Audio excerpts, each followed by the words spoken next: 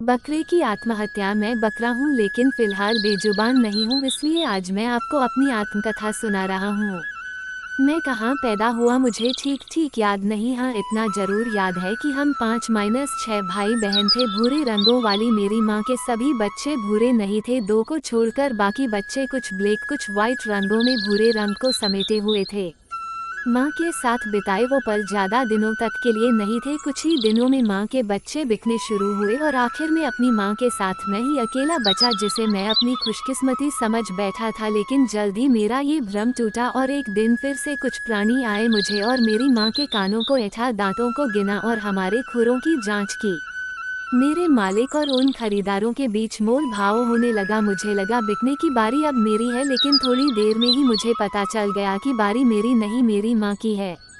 मेरी माँ के गले की रस्सी अब नए हाथों में थी, वो मुझे यूं छोड़कर कभी न जाती, लेकिन हालात से मजबूर थी। अपनी वेदनाओं को कहती भी तो किससे, उसकी सुनता कौन और उसकी पीड़ा को समझता कौन।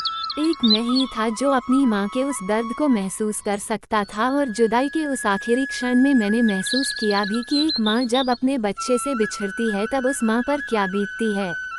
हालांकि मेरी माँ के लिए बच्चों की जुदाई के ऐसे क्षण कई बार आए, लेकिन वो आज जिस क्षण को जी रही थी वो उसके लिए कितना मुश्किल था, इसे उस समय बस मैं ही समझ सकता था। थोड़ी देर में माँ मेरी आंखों से ओझल हो गई। मैंने उस रात कुछ नहीं खाया और अगले कई दिनों तक मुझे कुछ भी अच्छा नहीं लगा। वह जगह जहाँ उस वक्त मैं बंधा हुआ था दुनिया का सबसे निकृष्ट स्थान बन चुका था मेरे लिए। मैं कितना भी भुलाने की कोशिशें करता, लेकिन बार बार मेरी माँ का उदास चेहरा मेरी आंखों के सामने आ जाता। मैं विचलित होता, तड़पता, लेकिन मैं कर भी क्या सकता था।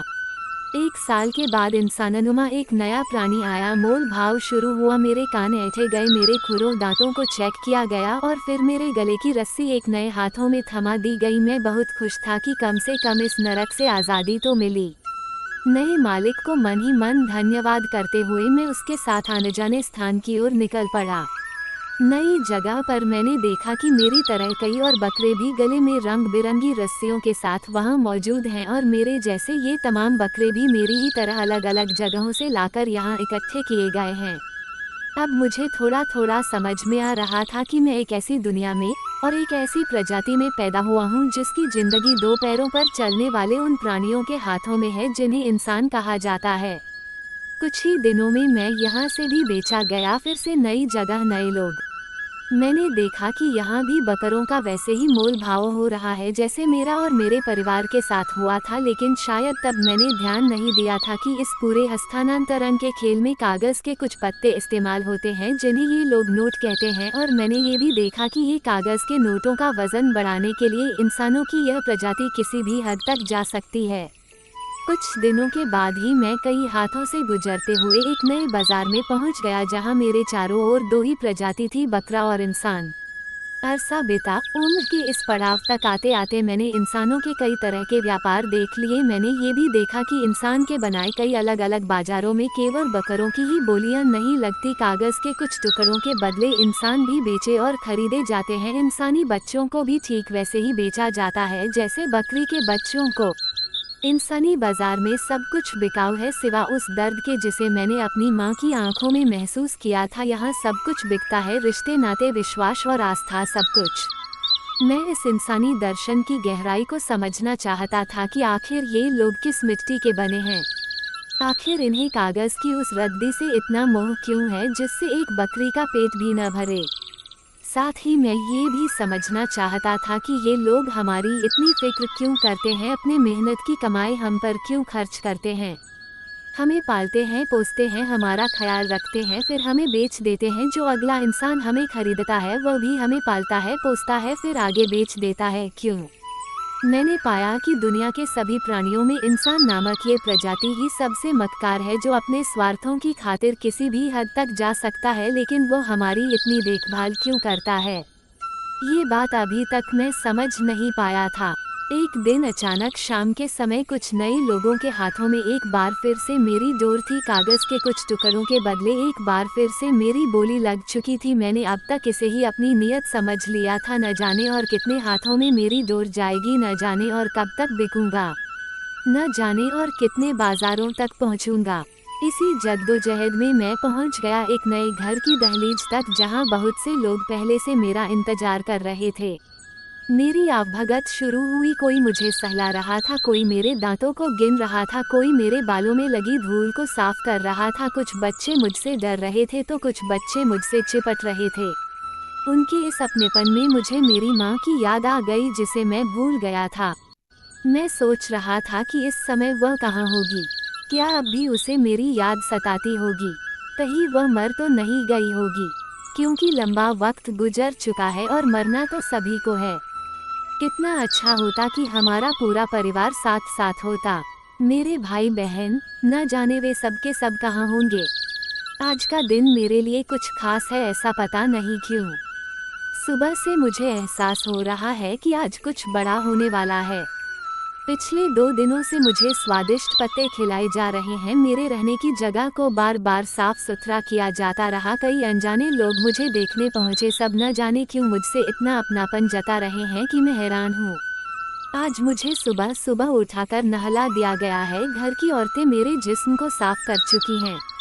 अब मैं देख रहा हूँ मेरे चारों लोगों की भीड़ बढ़ती जा रही है। मेरे आसपास बर्तन रखे गए हैं और साथ में कुछ हथियार भी। अब मैं इस पूरे इंसानी दर्शन को समझ चुका हूँ। मैं समझ चुका हूँ कि माजरा क्या है।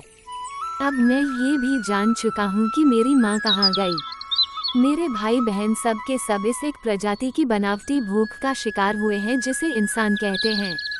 जो इंसान बूढ़ी होने पर अपनी माँ तक को बर्दाश्त नहीं करता और वो उसे वृद्धाश्रम में छोड़ आता है, उसने मेरी माँ बहनों के साथ वही किया होगा जो अभी थोड़ी देर में मेरे साथ होने वाला है। अभी बस कुछ ही देर में मेरी नज़रों के सामने खड़ी भीड़ में से कुछ लोग निकल कर आएंगे, मुझे पकड़कर जमीन पर पटक देंगे। उनमें से कोई एक सामने पड़ी छुरी से मेरी गर्दन मेरे जिस्म से अलग कर देगा, फिर मेरी खाल उतारी जाएगी, फिर मुझे बीच में से चीर कर 2 भागों में बांट दिया जाएगा। उसके बाद मेरी चारों टांगे अलग कर दी जाएंगी, फिर मेरी आंतों को निकालकर उसे साफ किया जाएगा। उसके बाद मेरे छोटे छोटे टुकड़े किए जाएंगे और फिर मेरे वजूद को यह इंसानी जमात बांट लेगा आपस में, और अगले कुछ दिनों तक प्रतिदिन मेरे जिस्म के टुकड़ों पर बकरीद मनाई जाएगी। ये पूरा खेल तब से चल रहा है जब इंसानों के किसी परदादा ने किसी के बहकावे में आकर अपने बेटे की गर्दन पर छुरी रखी थी, लेकिन उस बालक का सौभाग्य मेरी कौम का दुर्भाग्य कैसे बन गया पता नहीं। 3 दिनों के इस इंसानी आयोजन में मेरी प्रजाति के करोड़ों बकरे कुर्बान कर दिए जाएंगे। कई मंदिरों की दहलीजों पर भी मेरी कौम के कई सदस्य प्रतिवर्ष कुर्बान किए जाएंगे। वहाँ भी वही सब दोहराया जाएगा जो यहाँ अभी मेरे साथ होने वाला है। फ़र्क बस इतना है कि दोनों जगह के इंसानों के लिए बकरों की शहादत की वजह अलग अलग हैं और उन शहादतों से खुश होने वाला उनका परमात्मा भी अलग अलग है। दोनों तरह के इंसानी गिरोहों द्वारा अंजाम दिए जाने वाले इस धार्मिक बकरा संहार के अलावा भी पूरे साल मेरी कौम के सदस्यों की खरीद फरोख्त होती रहेगी। कागज़ के बदले कोई हमें खरीदेगा, कोई बेचेगा, कोई कटेगा, कोई हमारे जिस्म के टुकड़ों को आग में भून कर खाएगा। अनेकों डिशें हमारी लाशों से तैयार होंगी। होटलों में, ढाबों पर हमारे जिस्म के टुकड़ों को मसालेदार बनाकर परोसा जाएगा और कहा जाता रहेगा कि मटन लाजवाब बना है। सीज़न में 700 रुपये तो ऑफ सीज़न हमारे जिस्म की कीमत 500 रुपये प्रति किलो तक बनी रहेगी। तभी जोर की आवाज़ गूंजी, बिस्मिल्लाहिर्रहमानुर्रहीम, और बकरे की आत्मकथा अचानक यही समाप्त हो गई। दोस्तों, उम्मीद है ये कहानी आपके दिल को छू गई होगी। ऐसे ही सीधे दिन तक उतरने वाली कहानियाँ सुनने के लिए आप हमारे चैनल को सब्सक्राइब जरूर करें।